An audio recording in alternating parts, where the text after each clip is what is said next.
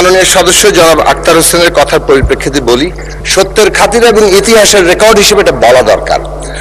প্রথম বিষয় হচ্ছে যে আমরা এর আগের দিনে বক্তব্য আমরা বলেছি যে জুলাই জাতীয় সনদ তৈরির ঐকমত্য কমিশনের প্রথম টাস্ক ছিল জুলাই জাতীয় সনদ তৈরি করা, এবং সেই বিষয়ে আমরা নোট অফ ডিসেন্ট সহই ঐকমত্যের জায়গায় পৌঁছাবো, এটাই ছিল সিদ্ধান্ত। সেটা পৌঁছানো হয়েছে এবং সেটা স্বাক্ষর হয়েছে। প্রথম পর্ব শেষ হলো। দ্বিতীয় পর্বে এসে জুলাই বাস্তবায়ন আদেশের প্রশ্নটা এসছে।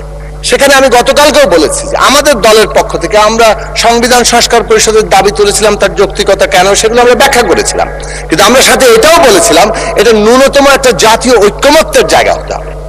এটা তো আমি দাবি করেছি, আমার দাবি মানেই তো এটা অন্যরা গ্রহণ না করলে এটা গৃহীত হয়ে যেতে পারে না। ধন্যবাদ। সে কারণে আমরা যেটা চেয়েছিলাম 2 মিনিট বাড়ান, সময় আরো 2 মিনিট সময় বাড়াতে হবে, এই কারণে যে এটা পয়েন্ট অফ অর্ডার, এই কারণে রেকর্ড আকারে থাকা দরকার।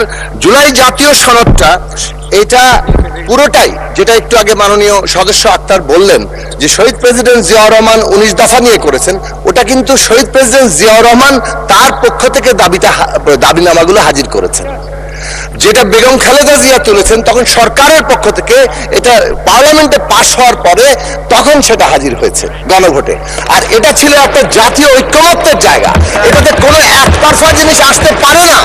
ফলে প্রথম প্রশ্নটা হচ্ছে যে জুলাই জাতীয় সনদ, আমাদের ডিফারেন্সেস আছে, এই ডিফারেন্স স্বীকার করে নিয়ে আমরা এখানে আছি। আমরাও একটা জোটে আছি, আমাদের মধ্যে ঐক্য আছে, পার্থক্য আছে বলেই। যখন কোনো পার্থক্য থাকে না তখন ঐক্যের প্রসঙ্গই থাকে না।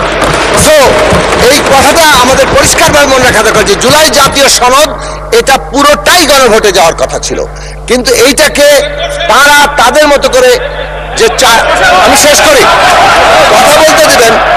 আচ্ছা মাননীয় স্পিকার, আমি আপনার দিকে কথা বলছি। মাননীয় সদস্য আপনি দয়া করে বসুন। মাননীয় স্পিকার, আমি আপনার দিকে বলছি একটু হিস্টোরিক্যাল রেকর্ড রাখার জন্য। এই জুলাই জাতীয় সনদ এটাই পুরোটা হ্যাঁ না ভোটে যাওয়ার কথা। এখন এটাকে যখন ওনারা 4টি পয়েন্ট এনেছেন, সেটা ন্যূনতম জাতীয় ঐক্যমত্য হয়েছিল কিনা সেটাই সবচেয়ে বড় প্রশ্ন। টু বি রেকর্ডেড, এটা জাতীয় ঐক্যমত্য হয় নাই। যদিও আমার কি মত, আমাদের দলের কি অবস্থান ছিল সেটা ভিন্ন হতে পারে।